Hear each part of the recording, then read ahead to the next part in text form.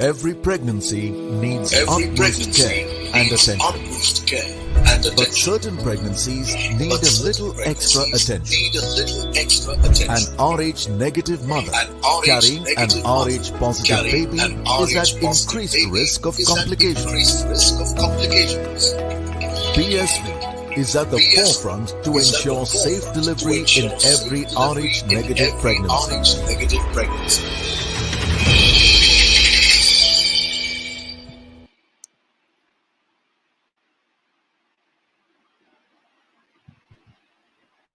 Hello and welcome to the Outset View, presented by Women's Cricket Zone and powered by BSV, Puma, MPL Sports Foundations, Food and Wellness, and AMRI Hospitals. 7.5 hours ago, I was an expert on this panel, and now I have been made the anchor. But I still have two other special guests with me, Marina, Iqbal, and Britney Cooper, who joins us to talk us through the match that just happened between New Zealand and Pakistan. Marina, I'll just start with you. 133 for 3. Pakistan was in a space where they could have won the match. Did you give them a chance at that point of time in the game? Definitely with Bisma and Nida Dar, especially the way Nida was playing. I thought that, as I predicted, Nida might be turning into another player of the match. But again, you have to give credit to Hannah Rowe, the way she bowled. She picked her line and length brilliantly, changed the pace of the ball brilliantly, and again, she never gave Pakistan to come back again. But I think the track was right, the intention was right from Pakistan, but they couldn't really capitalize and never got another chance to come back. Britney, I'll ask you this. What did you make of the batting approach that Pakistan had early on in the innings? I don't know why I just keep saying West Indies again and again.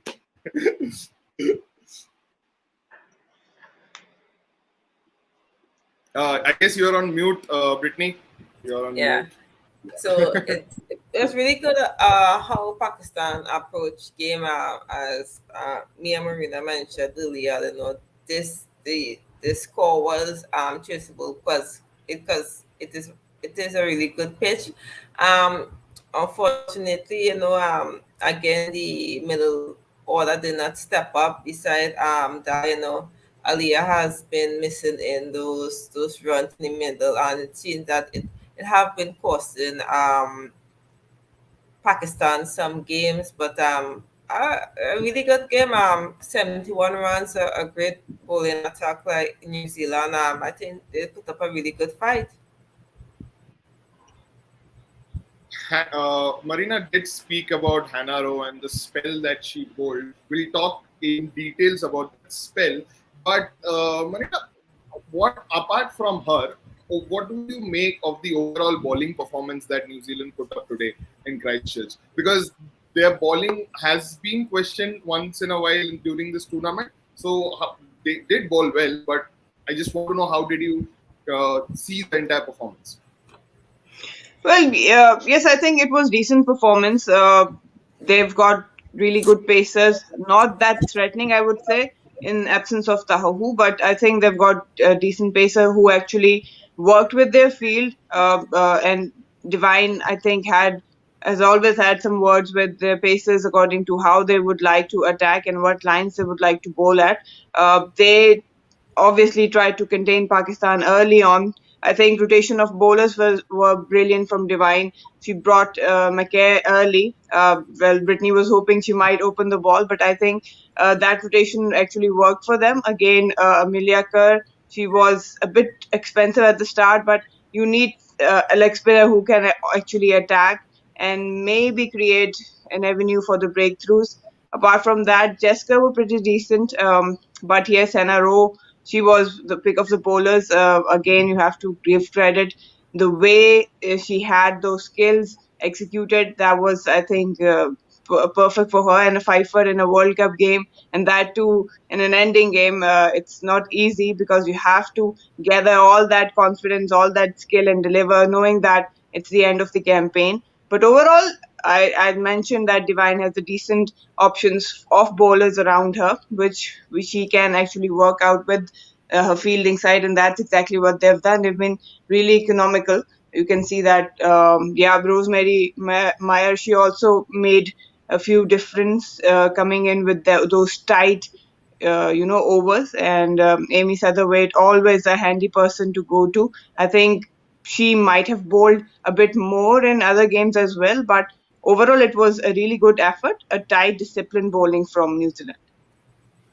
Yeah, so let's just talk a bit about Francis McKay, who I see 2 wickets, 29 runs, one made in 10 overs. How impressive has she been through this tournament? She has bowled several in tough situations. Against India, she was introduced in the power play. Today, she was introduced in the power play. In fact, again against South Africa, she was against England and South Africa. She was used in the death. So, Britney, how would you rate her performance through this entire tournament, and how she has sort of become has shown was a lot of skills with the ball in different stages of the game? She's just soaking in that second opportunity that she has gotten. I remember after the first game that they lost against West Indies, I was like, why she was not in the 11? I find that she's such a genuine bowler that goes, as you see, goes really really good lines and laying on top, and I know she's very effective bowling in the middle, and she's very handy with the bat. Uh, it's good to see that she's now make herself a regular in a New Zealand team. This question is going forward: is this going to be her last stint for New Zealand? Because we know a lot of people look forward for World Cups and 50 over World Cups every 4 years. So is she going to continue playing, or she's going to hang up those boots? Yeah. So before we move on, I would just like to look at the batting scorecard once. We can speak about the performance of the Pakistani batters in depth. Marina, they started off in, you can't really rate that performance, but it wasn't good, but it was a stabilized start to the innings. But I think New Zealand kept them in under pressure. As we see, there was a good partnership between Bisma and Nida, both of them getting to a score. But again, the problem of not converting and making it a big score continues. There are starts, as you see, Sidra got to 40, Umaima got to 14, but then just things just like they just fell off suddenly in the middle of the innings, and there was one chief destructor, obviously. But what would you say about the overall batting performance? We have been talking about this for a while now, that they get to a good start, but they have not converted well. What would you make of it, Marina? Well, I've been repeating myself. Pakistan needs to step up their game in terms of batting if they want to be successful at international levels and want to win games against good opposition. Because professional teams who are at the top of the table will not allow easy runs. And that has been the story for Pakistan. They have been reluctant to sort of get out of the trap that opposition knits around them. They're not taking the risk. You need to take risk. You have to go aerial and break that circle of fielders. You need to do something different out of the box to put some pressure back on the opposition, and especially the captain, to think and change their field settings. That has been the case for Pakistan. They tend to play along whatever the opposition wants them to play. And again, that has been the story in this match. We've seen a lot of dot balls within the power play. We've seen that Pakistan has not been successful in try and push that field open and then probably rotate strike, because when you look around other teams, the thing they've been doing successful is that they tend to attack, they tend to go aerial, make use of that power play, push the fielders back, and then in the middle overs they can rotate strike easily. Again, it's not easy for batters coming in with a tight ring of fielders around them, and average the run rate required is around 5 or 6. Many players are not informed to come in and fill those gaps. Again, they've got starts but not converting them.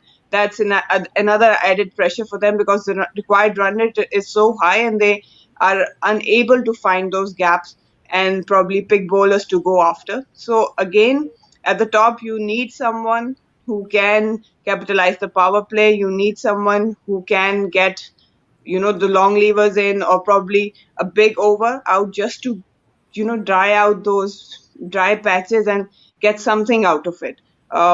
Pakistan, obviously, Alia Riaz wasn't is not in the form. Nida Dar had her ups and downs. These two were the main key players in the middle overs who could really go and hit big boundaries, but both weren't in a really consistent batting form. So Pakistan, again, I've been repeating, need to maintain a healthy strike rate, a healthy run rate while chasing totals.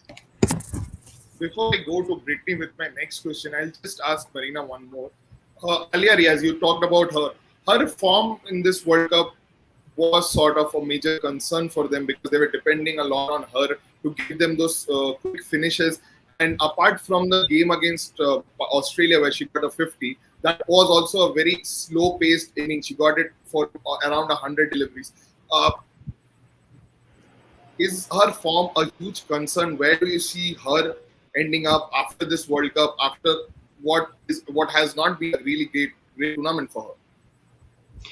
Well, definitely Pakistan would have liked Alia to click. Even Alia would be very disappointed because I know she works hard. But the thing is, when you're in a professional setup, you need to fix those problems right away because you have to play games within a short span of time. You know the opposition, the teams are reading against you. The thing for me is that Alia actually did not adjust to the conditions. She's been repeating few mistakes again. Technically, today again we saw that she tried to cut the ball, which was way too close. She has been gotten out on a similar fashion. So these are small things that you need to address if you want to be successful and consistent at international level. I think she's got still got a huge bright future ahead. She is a fighter. She will go back, and I hope that she works on these technical issues. But overall, I would like to see her bowling a bit more because she is a genuine all-rounder. And yes, people do rate her as a hitter, but I feel that she can be more of a genuine batter as well because she knows how to build innings. Um, it's hard to say that right now, given the fact that she hasn't performed in this World Cup. But overall, she has a huge potential and she can win games for Pakistan. So I think that she needs to pick up the things she needs to address and go back and just forget about what has happened, learn from it, and then try to evolve as a better batter and also work on her bowling skills as well and come back. And I'm sure that I don't feel any concern about her not being in 11 because she is one of the potential for Pakistan. Let's talk about the opposition camp. Britney, how impressive was Hannah Rowe to be smashed for 27 runs in a first over, then to come back and break the partnership and also sort of seal the deal for her side? How impressive was she today? Not only just Hannah Rowe, just New Zealand on the whole, it was like a fairy tale ending for them, You saw that at halftime, the 2000 winners received their medals. You saw Bates got a 5,000 runs. You see Hannah Rowe getting a 5 wicket haul. So it was just a complete overall team performance. I know Hannah has come a long way, she's always stepped up when to who is not in form or injured, and it's good to see that she's gotten some wickets before in this last game, and she's only gonna grow from here. Yeah, before we move on to the next segment, let's just look at the match summary and see how it turned out today, which was the last league matches for both Pakistan and New Zealand. Uh, New Zealand batted first, and they got some quick. Actually, they got a substantial score in the end, and afterwards, like the bowling did not complement the batting, sort of like Pakistan did well with the ball in patches, but with the bat again they lost momentum in midway through the match. So, Marina, what do you think Pakistan needs to work on once they go back? Once now this tournament is over, we know what they are capable of. They are a very strong unit. In certain circumstances, they could actually become a match-winning side, but it just doesn't come together. So, what do you think is the first job of the management or say the captain has to take once they go back home?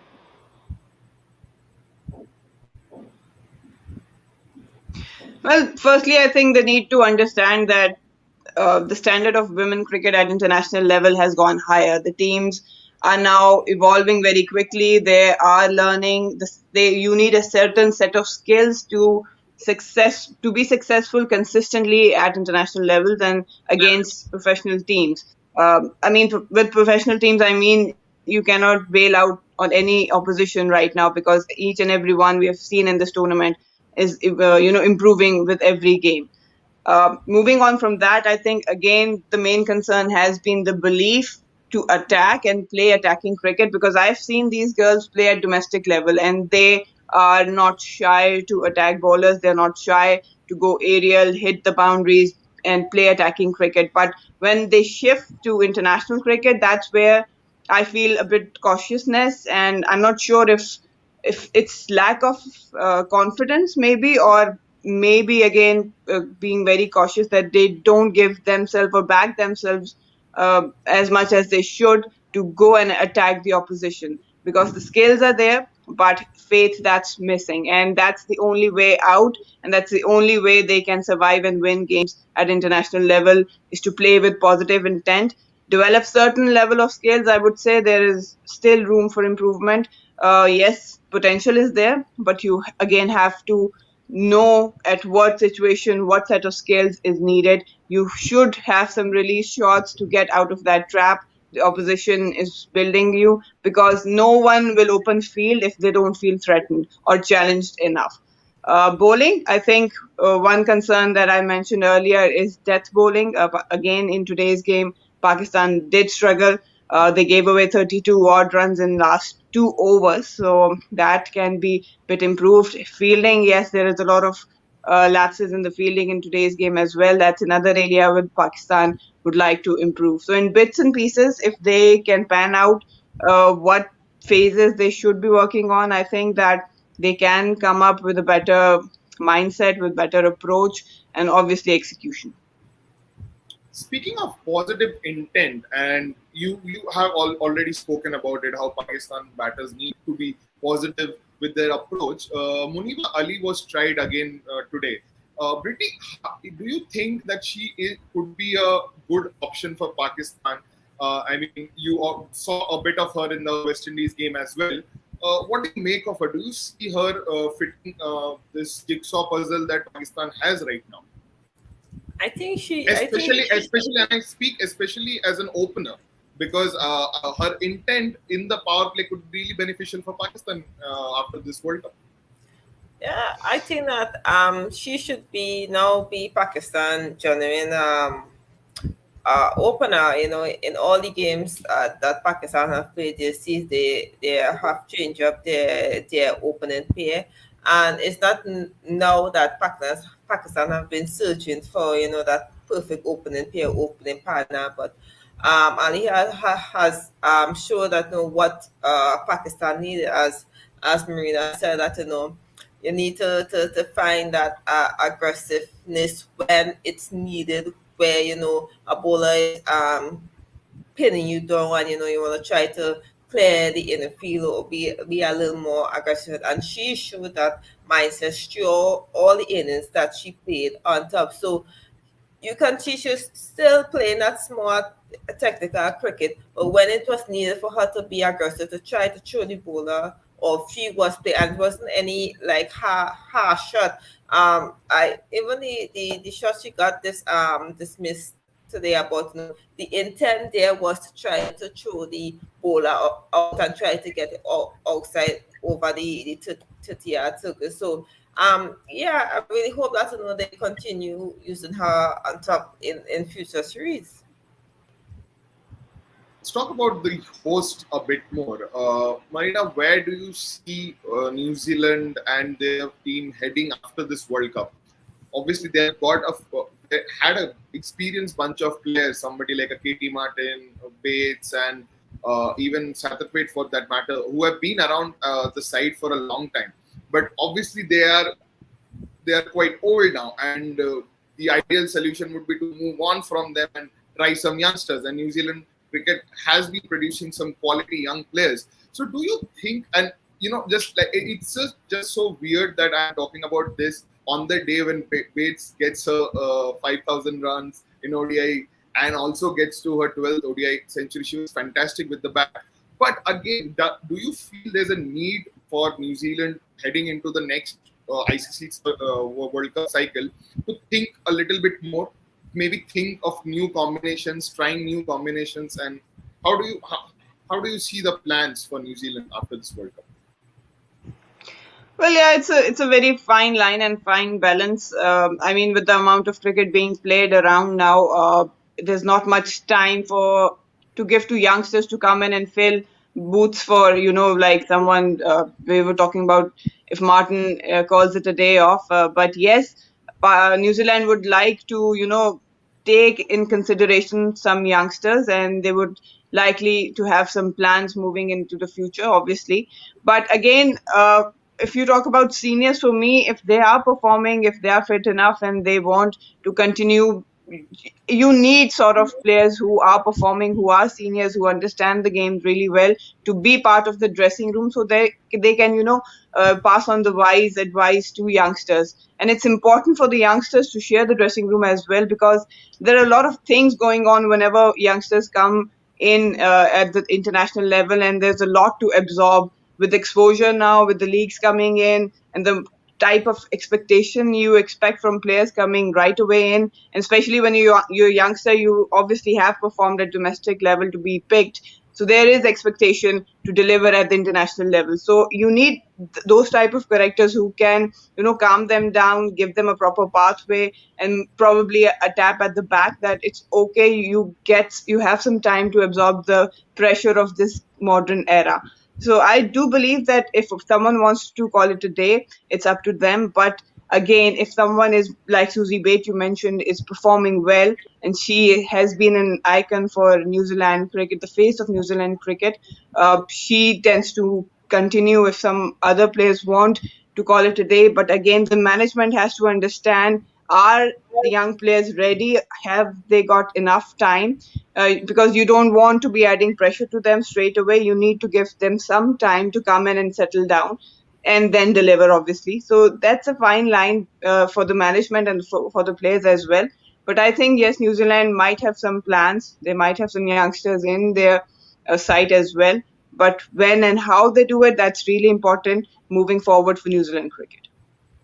Dealing with senior pros in like sports has been a little tricky of a subject. Britney, you want to add something to what Marina just talked about?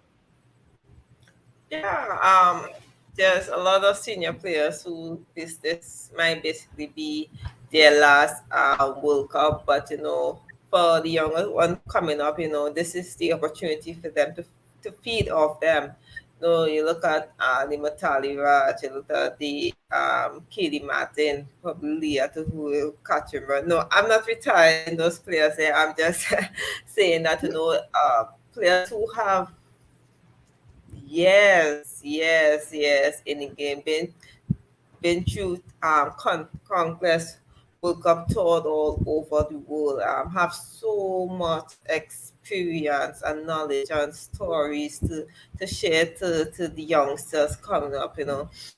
For me, it's unfortunate. I wish that I could have played against these players once more. It's going to be a sad day in women's cricket when all these legends do decide to retire, because we know they still have a lot more to offer in this game, and just going forward, I hope that all these legends that do retire, that they do stay in the cricket to give back to the youngsters. Very rightly said. And that brings us to the end of this show. The league stages of the World Cup is not yet over. There are two big games tomorrow, one between Bangladesh and England, and one between South Africa and India. And New Zealand, the host, will have a keen eye on both the games to have a bit of whatever hope is left, just to see if they could make it to the semifinals. The mathematics are a little tricky, but again, there is still hope.